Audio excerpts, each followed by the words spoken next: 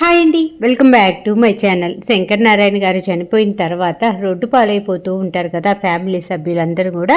ఇంకా మురళి దగ్గరుండి వాళ్ళ ఇంటికి తీసుకొని వెళ్తారు. కానీ వాళ్ళందరూ ఇంటికి రావటం శాంత గారికి అస్సలు నచ్చదన్నమాట. శాంత గారు అంటే మురళి వాళ్ళ అమ్మగారు, శంకర్ నారాయణకి అక్క అన్నమాట. ఇంకా ఆవిడకి అస్సలు నచ్చదు. కాకరకాయ పులుసు వంట చేస్తుంది. పాపం ఆ కాకరకాయ పులుసు అంటేనే ఎవ్వరు తినరు. కాకపోతే పాపం ఇంట్లో వాళ్ళందరికీ కూడా ఆ కాకరకాయ పులుసే వండి అన్నాలు తినండి, తింటే తినండి, తినకపోతే మానేయండి, మీ అందరినీ బతిమలాడి పెట్టాల్సిన అవసరం లేదు, నాకు వచ్చిన వంట మా స్థాయికి తగ్గ వంట చేసి పెట్టుతున్నాను, ఇష్టం ఉంటే తినండి అని చెప్పేసి ఓ గొనుక్కుంటూ ఉంటుంది. అప్పుడే శంకర్ నారాయణ గారి చిన్న కూతురు కిన్నెరా, అక్క ఈ పులుసు చాలా చేదుగా ఉందక్క, నాకు అసలు కాకరకాయ అంటేనే నచ్చదు, నేను కాకరకాయ తినలేనక్క అనేసి పాపం కిన్నెర బాధపడుతూ చెప్తుందనమాట. ఆ చిన్నపిల్ల అలా చెప్పేపటికి వాళ్ళ అక్కలందరూ కూడా చాలా బాధపడిపోతూ ఉంటారు. అప్పుడే నందు అంటూ ఉంటుంది, కిన్నెరా నీకు నచ్చట్లేదా, నేను నచ్చింది నీకు నచ్చింది నాకు వచ్చింది నేను చేసుకొని తీసుకొస్తానుండు అని చెప్పేసి కిచెన్ వైపు చూస్తూ ఉంటే అప్పుడే శాంత అంటుంది, హలో హలో మహారాణి గారు, ఎక్కడికి వెళ్తున్నారండి, మీరు కిచెన్లోకి వెళ్తున్నారా, మీరు వంట చేస్తారా, మీరు ఫ్లైట్లలో తిరగాల్సిన వాళ్ళు కదా, కాలు కింద తీసి కింద పెట్టలేని వాళ్ళు మీరు వంటగదిలోకి వెళ్ళి వంట చేస్తారా, ఆ వంటగది ఎవరిది అనుకుంటున్నారు, ఇప్పుడు మీరు ఉంటున్నటువంటి ఇల్లు ఆ వంటగది అన్నీ నావి, నా పర్మిషన్ లేకుండా అక్కడికి ఎలా వెళ్తారు, ఇదిగో గతి లేక నా ఇంట్లో పడి ఉంటున్నారు, పైగా మీకు ఇంకా పెట్టేది కాకుండా మీకు ఇష్టమైన వంటలు తినాలి, ఇష్టమైన వంటలు చేసుకుంటామని నా మీద దౌర్జన్యం చేస్తున్నారా, తింటే తినండి, తినకపోతే మాని పడేసేయండి అనేసి శాంత అంటూ ఉంటే అసలే నందుకి వాళ్ళ మేనత్త అంటేనే కోపం కదా. ఏంటి ఏం మాట్లాడుతున్నావు, గతిలేక నీ ఇంట్లో ఉంటున్నామా అంటే నీకు నచ్చిన వంట మాకు ఇష్టం లేని వంట చేసి పెడుతూ ఉంటే మాకు నచ్చకపోయినా మేము తినాలంటావా, మేము ఈ వంటలు తినం, మాకు నచ్చిందే మేము చేసుకుంటాం, నిన్ను వండమని మేము అనట్లేదు కదా, మేమే చేసుకుంటాం అని చెప్పేసి ఇంకా నందు కూడా అడ్డం మాట్లాడుతూ ఉంటుంది శాంత గారి మీద. అప్పుడే శాంత అంటూ ఉంటుంది, ఏంటి ఎక్కువ మాట్లాడుతున్నావేంటి, నా ఇంట్లో ఉండి నన్నే ఎదిరిస్తున్నావేంటి, నీకు ఎంత ధైర్యమే అని చెప్పేసి శాంత అంటూ ఉంటే అప్పుడే శాంత వాళ్ళ అమ్మగారు అంటూ ఉంటారు, ఆ పెద్ద ఆవిడ, శాంత వదిలేసేవి, పిల్లలకి కాకరకాయ నచ్చదు కదా, వాళ్ళకి ఇష్టం లేని కూర తీసేసి బలవంతంగా తినమంటే వాళ్ళైనా ఏం తింటారే అని చెప్పేసి ఆ పెద్ద ఆవిడ అంటూ ఉంటే, చూడమ్మా వీళ్ళందరికీ వండి పెట్టడానికి, వీళ్ళందరికీ బండ చాకిరీ చేయటం కోసం నేను ఇక్కడ లేను, వీళ్ళందరికీ గతి లేక నా ఇంటికి వచ్చింది కాకుండా ఏదో ఒకటి దొరుకుతుంది లేదు తిండి అని తినకుండా ఇన్ని మాటలు అంటారా, ఈ నందుకి ఎంత పొగరా చూడు అని చెప్పేసి అనేలోపు ఏంటి నాకు పొగరంటావా అనేసి ఆ అత్త మేనకోడలు మేనత్త గొడవ పడుతూ ఉంటే అప్పుడే జాను మురళి వస్తారన్నమాట. ఇంకా జాను మురళి వచ్చి ఏంటి గొడవ, ఏంటి ఆగండి ఆగండి అంటూ ఉన్నా సరే ఎవరు తగ్గేదేలే అన్నట్టుగా ఎవరూ తగ్గరన్నమాట. అప్పుడే జాను అంటుంది, ఆపండి చెప్తున్నాను కదా ఆపండి అని చెప్పేసి జాను గట్టిగా అరిసేపాటికి ఒక్కసారిగా కామ్ అయిపోతారన్నమాట.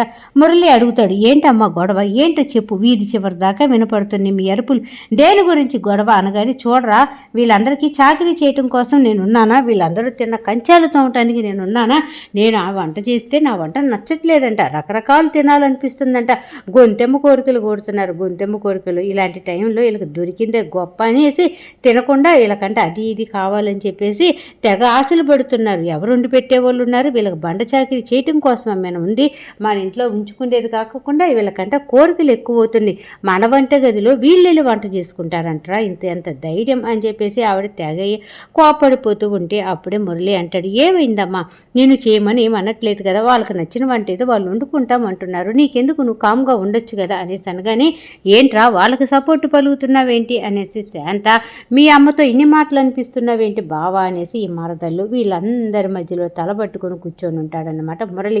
ఆ మురళికి ఎవరికి చెప్తే ఏం కోపాలు వస్తాయోనని చెప్పేసి అల్లాడిపోతూ ఉంటాడా. ఇంకా అప్పుడే పాపం కిన్నెర అంటూ ఉంటుంది, అక్క నాకు ఈ కాకరకాయ పులుసు తినబుద్ధి కావట్లేదు అక్క, నాకు నచ్చదు కదా, అందుకని నాకు వద్దు అని చెప్పి అత్త ఇలా తిడుతుందని అనుకోలేదక్క అని చెప్పేసి కిన్నెర బాధపడుతూ ఉంటుంది. అప్పుడే జాను అంటూ ఉంటుంది, మీరు బాధపడమాకండి అత్త, రేపటి నుంచి మా వరకు మా వాళ్ళకి ఏం కావాలి ఏంటి నేను చూసుకుంటా, మిమ్మల్ని బాధ పెట్టమక్క అత్త, ఈరోజు ఒక్కరోజుకి వదిలేసేయండి అని చెప్పేసి ఇంకా వాళ్ళ అత్త దగ్గర క్షమాపణలు అడిగి వాళ్ళ అత్తకి నచ్చజెప్పి ఫ్యామిలీలో వాళ్ళందరికీ నచ్చజెప్తూ ఉంటుంది. వాళ్ళ అత్త అంటూ ఉంటుంది, నాకు వండి పెట్టాల్సిన అవసరం లేదు, నా ఇంట్లోనే ఉంటూ నన్ను నిన్ను మాటలు అంటున్నారా మీరు అని చెప్పేసి ఇంకా శాంత గారు కోపంతో ఇంటి లోపలికి వెళ్ళిపోతారన్నమాట. ఇంకా అప్పుడే జాను మురళి ఇద్దరు కలిసి బయటికి వెళ్తారు. బయట నుంచి ఫుడ్ తీసుకొని వస్తారు.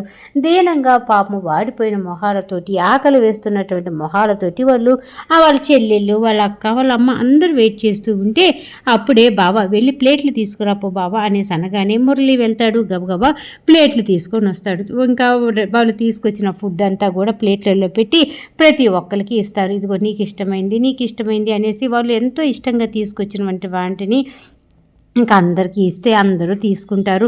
అప్పుడే జాను వాళ్ళ అమ్మ అంటూ ఉంటుంది, అమ్మ మిమ్మల్ని ఇలా చూస్తూ నేను ఉండలేకపోతున్నాను, మీకు కడుపు నిండా నచ్చిన వంట కూడా చేసి పెట్టలేకపోతున్నా, నాకు చనిపోవాలనిపిస్తుందమ్మా అని చెప్పేసి ఒక్కసారి శారదా గారు అనగానే జాను బాధతోటి ఏంటమ్మా నువ్వు అలా మాట్లాడుతున్నావేంటి, అసలు అలా మాట్లాడొద్దమ్మా నువ్వు అని చెప్పేసి ఇంకా వాళ్ళ అమ్మకు కూడా ప్రేమగా నేను నా చేతులతో నీకు అన్నం పెడుతున్నాను తినమ్మా అని చెప్పేసి ఇంకా శారదా గారికి జాను ప్రేమగా పెడుతూ ఉంటుంది. అందరూ తింటారు కానీ నందు తినదనమాట. ఇంకా అప్పుడు వెంటనే అక్క బావ అందరూ తిన్నారు కానీ అక్క తినలేదు బావా అని చెప్పేసి గౌతమి ఆ ప్లేట్ తీసుకొని వచ్చి మురళి చేతికి ఇస్తుందన్నమాట.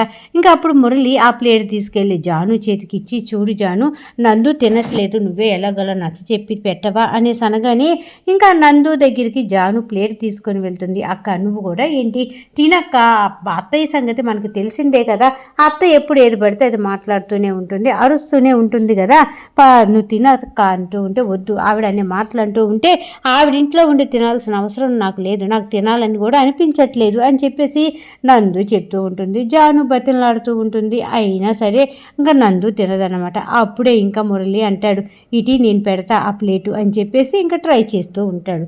ఇక్కడ ఇలా ఉంటే నిన్న భువన గారు సూర్యకి ఫోన్ చేస్తూ ఉంటే సూర్య జాను ఇద్దరు మాట్లాడుకుంటూ ఉంటారు కదా, జాను తన కష్టాలన్నీ చెప్తూ ఉంటే సూర్య వింటూ ఉంటాడు. అప్పుడే భువన గారు అటు వెళ్తూ వాళ్ళిద్దరు టీ షాప్లో ఉండటం చూస్తారన్నమాట. ఇంక ఈ సూర్య నా ఫోన్ ఎత్తుతాడా లేదా అనేసి సూర్యకి ఫోన్ చేస్తుంది కదా. సూర్య ఫోన్ చూస్తే వాళ్ళ అమ్మగారు ఫోన్ చేస్తారు. ఇప్పుడు అమ్మది ఫోన్ లిఫ్ట్ చేశానంటే తిడుతుంది కాబట్టి ఇంటికి వెళ్ళి జరిగిన విషయం చెప్పొచ్చులే అనేసుకొని ఫోన్ కట్ చేస్తూ ఉంటాడు. భువన గారు చాలా బాధపడిపోతారు. పైగా కోపం కూడా వస్తూ ఉంటుంది తనకి. ఏంటి వాడు నా ఫోన్ కాల్ కట్ చేస్తున్నాడు అనేసి కోపంతో ఊగిపోతూ ఒకసారికి 4 సార్లు ఫోన్ చేస్తూనే ఉంటుంది. అతను ఆ ఫోన్ కాల్ కట్ చేస్తూనే ఉంటాడన్నమాట. ఇంకా వెంటనే భువన గారు ఇంటికైతే వెళ్ళిపోతారు. నాకు ఫోన్ కాల్ కట్ చేస్తావా, అది కూడా ఆ జాను కోసం నా ఫోన్ కాల్ కట్ చేస్తావా అని చెప్పేసి బాధతోటి ఇంటికి వస్తారు కదా. అదే బాధతోటి ఇంట్లో కూర్చొని హాల్లో ఏంటి వాడు ఇంకా రాలేదు అని చెప్పేసి ఎదురు చూస్తూ ఉంటే ఈ లోపే సూర్య రావటం బైక్ సౌండ్ వినపడుతూ ఉంటుంది.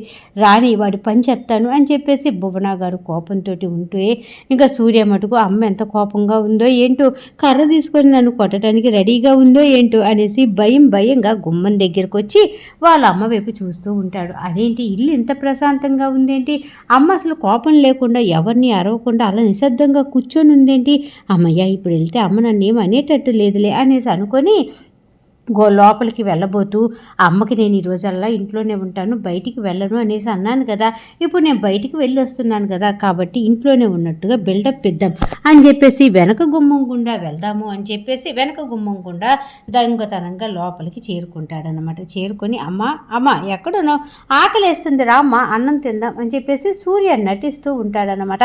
సూర్య వెనక గుమ్మం నుంచి వచ్చిన విషయం భువనకి తెలుసు కదా, ఇంకా ఏమి పలకకుండా అలాగే ఉంటుందా, ఏంటమ్మా నువ్వు ఏమి పలకవు, ఆకలేస్తుంది రామ్మ అన్నం తిందాం అని చెప్పేసి సూర్య అంటూ ఉంటాడనమాట. ఇంకా అప్పుడే భువన గారు బాధపడిపోతూ ఉంటే ఏంటమ్మా ఎందుకు బాధపడుతున్నావు, ఏం జరిగింది అనేసి అనగానే ఏంట్రా నాకంటే కూడా నీకు ఆ అమ్మాయే ఎక్కువైపోయిందా, ఆ అమ్మాయితో మాట్లాడుతూ ఉంటే నేను ఫోన్ చేస్తే నా ఫోన్ కాల్ కట్ చేస్తావా అనగానే ఒక్కసారి బిత్తరపోతాడనమాట. రే నువ్వు ఎక్కడున్నావో, నువ్వు ఎవరితో మాట్లాడుతూ ఉన్నావో నాకు అర్థమైపోయిందిరా, నేను ఫోన్ చేస్తే నా ఫోన్ కాల్ కూడా ఎత్తలేనంత బిజీగా ఉన్నావంటరా నువ్వు అని చెప్పేసి ఇంకా భువన గారు అంటూ ఉంటే భువనమ్మ గారు మళ్ళీ ఏడుస్తూ అంటారు, ఈ అమ్మ ఎప్పుడు గుర్తొస్తుందిరా నీకు ఆకలిస్తే అమ్మ గుర్తొస్తుంది అంతే తప్ప నిద్రపోవటానికి అమ్మ గుర్తొస్తుంది ఇల్లు అంతే తప్ప నీకు అమ్మ తాపకి గుర్తుకు రాదు కదా అని చెప్పేసి భువన గారు బాధపడిపోతూ, చూడరా నేను తీసుకునే ప్రతి ఊపిరిలో కూడా సూర్య సూర్య అని నీ పేరే వినపడుతుంది, అలాంటిది నన్ను మోసం చేయాలని నీకు ఎలా అనిపిస్తుందిరా అనేసి భువన గారు బాధపడిపోతూ ఉంటే సూర్య చెప్తూ ఉంటాడు, బాధపడమాకమ్మ, నాకు ఆ జాను వాళ్ళ నాన్న చనిపోయాడు కదా, ఆ తోట ప్రాబ్లంలో అయిపోయింది, ఆ బ్యాంకు వాళ్ళు ఇంట్లో నుంచి వాళ్ళని గెంటేశారు, వాళ్ళు ఆ ఇబ్బందుల్లో ఉండి నా హెల్ప్ కావాలి అంటే హెల్ప్ చేద్దామని చెప్పి వెళ్ళానే తప్ప నాకు ఎలాంటి దురుద్దేశం లేదు, నీ మీద ప్రేమ లేక కాదమ్మా, ఈ ప్రపంచంలో నీకు ఎవరు ఎక్కువ అంటే నాకు మా అమ్మ తర్వాత ఎవరైనా అని చెప్తానమ్మా, అలాంటిది నువ్వు నన్ను అనుమానిస్తున్నావమ్మా, నీ తర్వాతే అమ్మ నాకు ఎవరైనా అనేసి చాలా ప్రేమగా జవాబు చెప్తూ ఉంటాడనమాట సూర్య తల్లికి. ఇంకా భువన గారు కరిగిపోతారు. సరే భోజనం చేద్దామా అనేసి సూర్య అడుగుతూ ఉంటే భువన గారు నాకు వద్దురా, నాకు ఆకలి అవ్వట్లేదు అనేసి అనగాని ప్లేట్లో అన్నం పెట్టుకొని వచ్చి ఇంకా ఇక్కడ పాట పాడుతూ ఉంటాడు సూర్య. అక్కడేమో మురళి ఆ జాను కోసం పాట పాడుతూ ఉంటాడనమాట. జాను కోసం నందు కోసం అలా పాట పాడుతూ మొత్తానికి అక్కా చెల్లెల చేత మురళి భోజనం చేపిచ్చేస్తే ఇక్కడ భువన గారి చేత సూర్య భోజనం చేపిచ్చేస్తారు. ఇంకా అలా హ్యాపీగా జరిగిపోతూ ఉంటుంది కదా.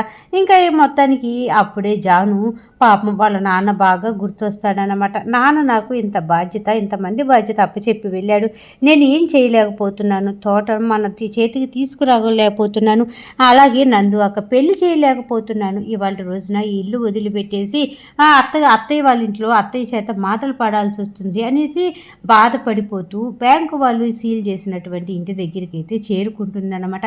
ఆ గేట్లు అలా ఓపెన్ చేసి వాళ్ళ నాన్నతోటి వాళ్ళు ఆడుకున్నటువంటి ఆటలు, ఆ ఇంటితోటి వాళ్ళకున్న సంబంధం అంతా తలుచుకొని చాలా బాధపడిపోతూ ఉంటుంది. ఇంకా అప్పుడే అలాగా అక్కడే మెట్ల మీద కూర్చుండిపోయి, నాన్న ఇదిగో వీళ్ళందరి బాధ్యత నీదేను, ఎందుకంటే నందుకి ఎంతసేపు ఫారెన్ సంబంధం చేసుకొని అమెరికా వెళ్ళిపోవాలని ఆలోచన తప్ప ఎటువంటి బాధ్యత లేదు, అలాగే గౌతమి ఒక నిర్ణయం మీద నిలబడే రకం కాదు, తనే రకరకాల నిర్ణయాలు తీసుకుంటూ ఉంటుంది, ఇంకా కిన్నెర చిన్నపిల్ల, దానికి బతుకు మీద అంత అవగాహన లేదు, ఇంకా నువ్వేనమ్మా ఈ ఇంటిని నా తర్వాత నడిపించాల్సింది, ఈ ఇంటి బాధ్యత అంతా నువ్వే తీసుకోవాలి జాను అని అంటూ ఉంటే, మా నాన్న నాకు బాధ్యతలు అప్పు చెప్తున్నాడని అనుకున్నా తప్ప నువ్వు ఇలా వాళ్ళందరినీ వదిలిపెట్టేసి వీళ్ళందరి బరువు బాధ్యతలు నా మీద వదిలిపెట్టి వెళ్తావని నేను అనుకోలేదు నాన్న, ఎందుకు నాన్న ఇంత త్వరగా వెళ్ళిపోయావు, మా వాళ్ళందరినీ ఏం చేయాలనుకున్నావు నాన్న, ఎందుకు నాన్న ఇన్ని కష్టాలతోటి వెళ్ళిపోయావు, అసలు ఏం జరిగింది నాన్న, ఆ తోట కొనేటప్పుడు ఫుల్ రిజిస్ట్రేషన్ అయ్యిందన్నావు, అది ఇప్పుడు అవ్వలేదంటున్నారు, బ్యాంకు లోన్ తీసుకోపోయినా తీసుకున్నామని ప్రూఫ్స్ చూపిస్తున్నారు, వీటన్నిటిని నాకు గట్టెక్కే ధైర్యం ప్రసాదించు నాన్న అనేసి